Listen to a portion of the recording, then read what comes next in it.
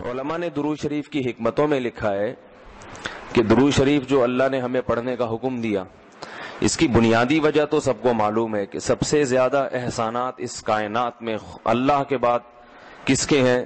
محمد صلی اللہ علیہ وسلم۔ تو آپ صلی اللہ علیہ وسلم کے احسانات سب سے زیادہ ہیں انسانیت پر۔ انسان کو انسان آپ صلی اللہ علیہ وسلم نے بنایا، اور اہل اسلام تو سب سے زیادہ ان احسانات کے تلے دبے ہوئے۔ تو ہم کوئی بھی عبادت اگر کر رہے ہیں، دعا بھی اگر مانگ رہے ہیں، تو یہ بھی کس کی وجہ سے توفیق مل رہی ہے؟ نبی صلی اللہ علیہ وسلم، کیونکہ آپ صلی اللہ علیہ وسلم نے ہی یہ ساری چیزیں سکھائی ہیں۔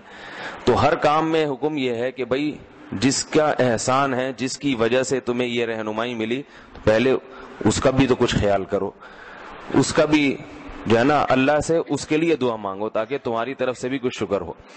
دوسری بات علماء نے لکھی ہے کہ اس میں حکمت یہ ہے کہ درود شریف پڑھنے سے توحید کا عقیدہ مضبوط ہوتا ہے۔ وہ توحید، درود شریف نبی سے دعا نہیں ہے بلکہ اللہ سے دعا ہے، کس کے لیے؟ نبی کے لیے۔ تو پتہ یہ چلا کہ نبی پر بھی اللہ کی رحمتیں ہوں گی، اور دعا کون مانگ رہا ہے؟ ہم مانگ رہے ہیں۔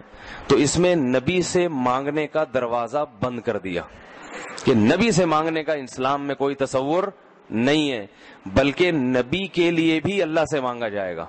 تو جب نبی کے لیے بھی اللہ سے مانگنے کا حکم ہے، تو اپنے لیے نبی سے کیسے مانگنے کا حکم ہو گیا؟ سمجھ میں آ رہی ہے بات کہ نہیں آ رہی؟ یعنی نبی کے لیے بھی کس سے مانگنے کا حکم ہے؟ اللہ سے۔ تو اپنے لیے کس سے مانگیں گے؟ بطریق اولا بطریق اولا ہم پھر اللہ سے مانگیں گے۔ تو اس سے عقیدہ توحید مضبوط ہوتا ہے۔ اور تیسری بات یہ کہ علماء نے لکھا ہے کہ جب درود شریف پڑھیں تو اس نظریے سے نہ پڑھیں کہ نبی ہماری دعا کے محتاج ہیں، نبی اللہ کی رحمت کے تو محتاج ہیں، یہ تو درود شریف سے پتہ چلتا ہے، لیکن اللہ کی وہ رحمت اس وقت بھی ہوتی اگر ہم یہ دعا نہ مانگتے۔ تو ہمیں اس لیے ہے کہ ہم بھی انگلی کٹا کے شہیدوں میں نام لکھوا لیں۔ سمجھ رہے ہیں نا؟ اس کی حضرت مولانا اشرف علی تھانوی رحمہ اللہ نے بڑی پیاری مثال دی۔ فرمایا کہ جیسے کوئی بادشاہ اپنے شہزادے پر کچھ انعام کرنا چاہے، بادشاہ تو چاہتا ہے نا اپنی اولاد کو نوازنا، اپنے محبوب شہزادہ اس کا محبوب ہوتا ہے۔ تو آپ اگر بادشاہ سے سفارش کر دیں کہ حضرت یہ تحفہ آپ اپنے شہزادے کو دے دیں، یا یہ فلاں چیز اپنے شہزادے کو، تو بادشاہ تو پہلے بھی دے رہا ہے، لیکن آپ کے کہنے سے وہ اور خوش ہو جائے گا، اور خوش ہو جائے گا کہ بھئی دیکھو جو کام میں چاہتا تھا یہ بھی اسی کی درخواست کر رہا ہے۔ تو نتیجہ کیا نکلے گا؟ تھوڑا سا آپ کو بھی دے دے گا وہ، ٹھیک ہے نا، کہ چلو یہ گڑ تم بھی منہ میٹھا کر لو اپنا، تم نے اتنا اچھا کام کیا۔ اور اگر آپ کسی کو حکم دیں اس کے دشمن پہ خرچ کرنے کا، آپ جا کے کہیں بھائی وہ تمہارا دشمن ہے، تمہارا دل چاہتا ہے اس کا گلا دبا دو، تو ایسا کرو اس کو ہدیے ودیے دیا کرو، تو کہے گا میں اس کو گلا دبانا چاہتا ہوں اور تو ہدیے کی ترغیب دے رہا ہے تو میں تیرا بھی گلا دباؤں گا۔ تو دشمن پہ خرچ کرنے کا جب حکم دیا جاتا ہے تو اس سے سامنے والا غصے میں آتا ہے۔ دوست پہ خرچ کرنے کا، احسان کرنے کا جب آپ کسی کو کہیں گے تو وہ خوش ہوتا ہے۔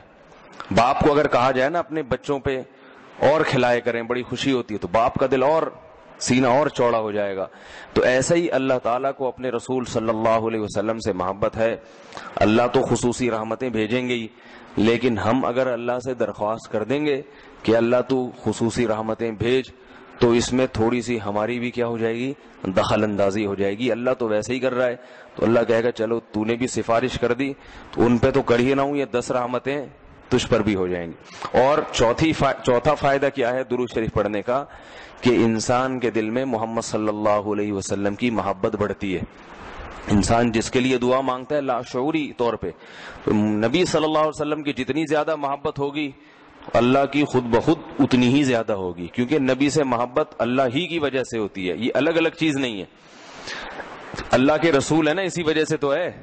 تو جتنی محبت بڑھے گی اللہ کی محبت اتنی زیادہ۔ اور پانچواں فائدہ کہ جتنی نبی کی محبت ہوگی، انسان کو جس سے محبت ہوتی ہے اس کی اتباع آسان ہوتی ہے، بغیر دلیل کے بھی مانتا چلا جاتا ہے۔ جس سے نفرت ہوتی ہے نا، اس سے ہر بات پہ دلیل، کیوں بھائی ایسا کیوں ہے؟ اور اگر محبت ہو تو وہ کوئی کام کا کہے تو سمجھ میں آئے نہ آئے، انسان کہتا ہے بس کر لو۔